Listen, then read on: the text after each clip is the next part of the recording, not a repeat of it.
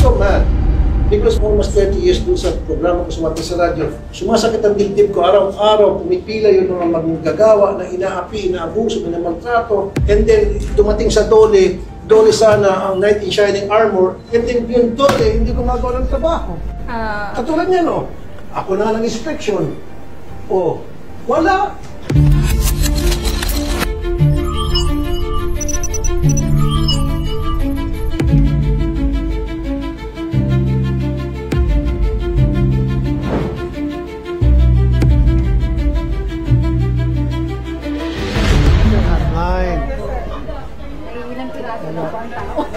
Konti lang. 1, 2, 3, 4, 5, 6, 7, 8, 9, 10. Kasi sa hotline, we tried it eh. May sasagot after 3 minutes or more. And then, i-refer sa isang website. At dun sa website, mag-a-apply sila. And then after 5 to 7 working days, may sasagot sa kanila. And then, yun na nga yun, yung i-refer sila for a hearing. Ang sa akin sana, once na they complain, na nasagot telepono, tatanungin sana kung anong name mo, anong company, ilan kayo, and then i-verify niya ng some staff dito, subject to inspection na. Para mas mabilis. I-compare po namin doon sa program manager po ng inspection because they have to issue the guidelines po kung pwede pong mag-refer ka agad ng aming call center agents for inspection. Ang reason po kasi, Sen, wala po kaming expertise to verify kung yung caller po talaga illegitimate. We also receive prank calls din po I know kasi. that. Opo. How many calls per day ang na-receive nila? Average po ng 500 for 2 shifts, so 200 Wow. something po. But that could be more kung marami pong agents ang tatao sana. But the thing is, hanggang 10 lang din po ang licenses namin. Kung mag-outsourcing po kayo din para dagdag puwersa. Siguro po we could propose yung outsourcing, but as of 2020, for the 2026 budget, hindi pa po kasi siya kasama.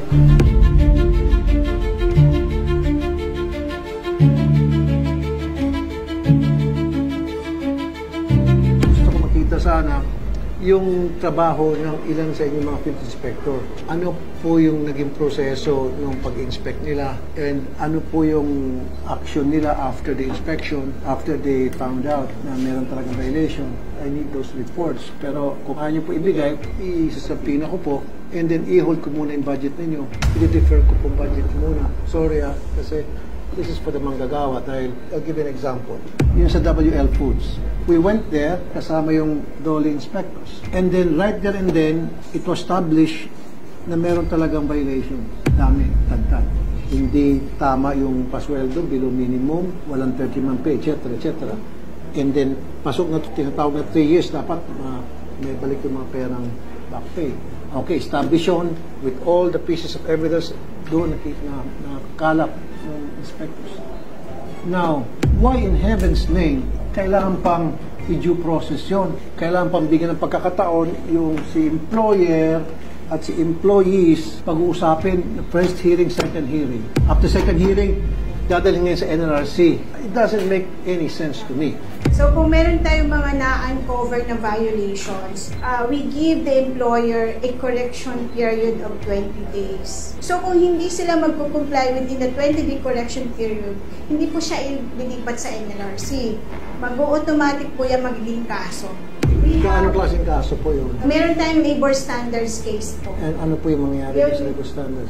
We have at least 2 hearings na kinakanda, maximum. Between the employer and employees? Yes. We have 2 hearings, maximum of 30 days. Kung hindi sila magpo-comply during the mandatory conference, dun na po ang pag-i-issue natin ng compliance orders.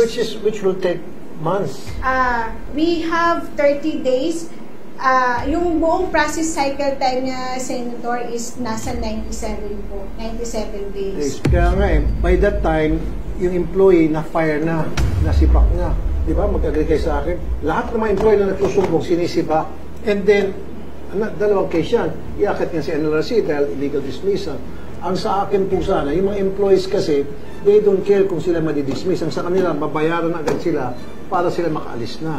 So sa WL, nag-issue back compliance order? We can check po din. Can you check now?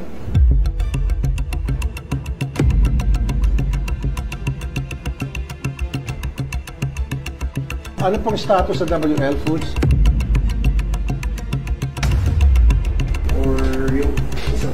corporate yung Samlin. Samlin Corporation. Yung Samlin Corporation po, meron po siyang order to pay. So, na-issue na po siya ng compliance order. Kailan po? Na-expect po siya ng June 13. Okay. Then, Ano yan? Okay. Compliance order, anong date? September 5 po. Okay. September 5? So, ano na ngayon?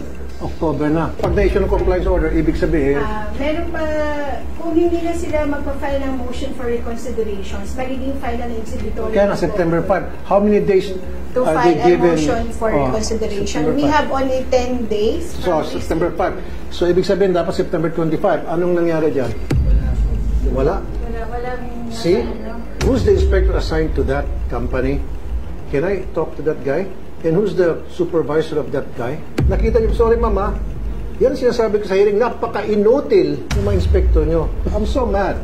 Because almost 30 years dun sa programa ko sa Wanted sa radyo, sumasakit ang dibdib ko araw-araw, pumipila yung mga manggagawa na inaapi, inaabuso, may namaltrato. And then, dumating sa Dole sana ang knight in shining armor, and then yung Dole, hindi gumagawa ng trabaho. Katulad niya, no? Ako na nga ng inspection. Oh, wala. Meron po silang pinanyo na motion for reconsideration. Nag-file po ng motion for reconsideration sila. Kailan? Hindi pa lang po na-capture yung client. Dapat nandyan yan. Eh pag nag-file ng MR, dapat may date. So inopen nila. Eh mali natin kung nag-file sila after na ng ng 10 days grace period. What could have happened? Makalimutin at naging pabaya yung tao ninyo o sinadya niya? For whatever reason, siya lang nakakaalam.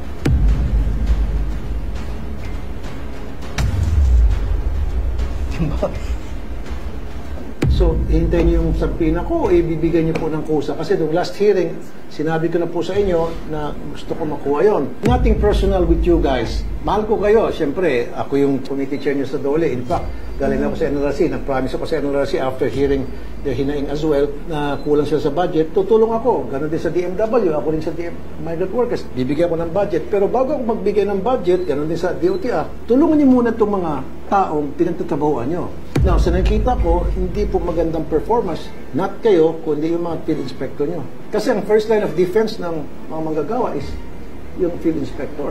Kahit pa sabihin natin, ma'am, 5,000 kayo, I don't care. Kahit 10,000 pa, really. Kahit na 10,000 pa kayo, okay lang sa akin as long as nababayaran na maayos yung mga manggagawa. Pero kung kayo po ay ganun karami and then hindi pa rin po na-address yung hinaing ng mga manggagawa, doon po ako na-high blood. Pasensya na po. How can we make your job easier sa pamagitan ng legislation? Meron kayo isa-suggest, dito po yung legal team ko.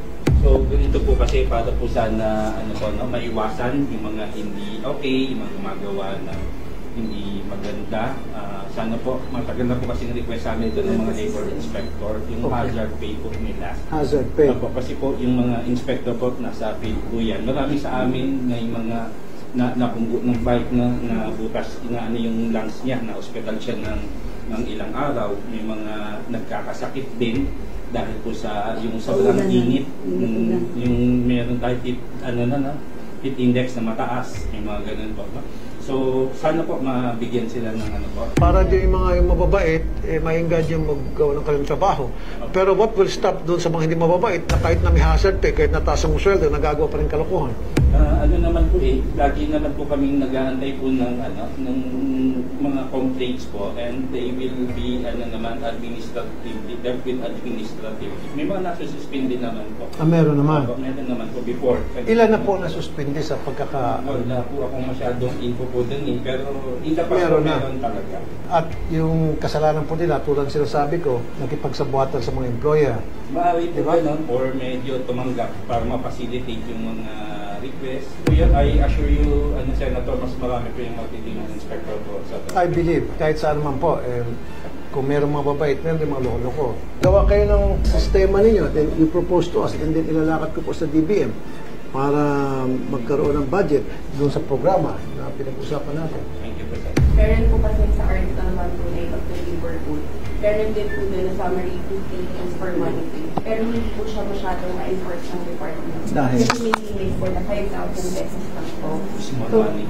dahil sobrang, since 1974 pa po siya, kaya isa po sa priority legislative proposal po sana namin is for the updating po ng amount habang wala pa po yung buong amendment ng paper.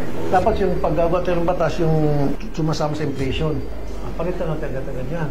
Ano po yung inyong pong stand na alisin ko na po yung provincial rate? Pantay-pantay ng minimum wage. Tumatawa kayo. It's a bill to your wisdom po. Kasi iba sa government naman may salary standardization. Mas maganda nga po yun baka maengganyo pa yung mga, kasi mahal ang cost of living dito. Yung mga taga-probinsya nagpupunta dito, kung mataas ang sahod na doon, why bother na pupunta pa sila ng So ngayon, pareho lang ang sahod doon at saka dito. Same naman po yung sahod. At saka yung mga nandito na taga-probinsya, magsiuwian na. Yes po, mapati-adjust din po tayo. Exactly, yun eh. Maiwasan din yung ano, kasi minsan nagre-relocate yung mga companies doon sa mura na rate. From Manila, nag-lumilipat to. Kasi mas mura yung bayad sa labor ko. No? So kung parehas, okay naman. May iwasan ng for me, okay mangyari. sa akin doon at nasa posisyon ko po yan, hindi po ng dole. Sige, thank you sir. Malaking bagay po yun para lalo na kung mainggan yung ma-push yun. At least coming from me. Although, sarili mong opinion yun na sobrang ginagalang ko.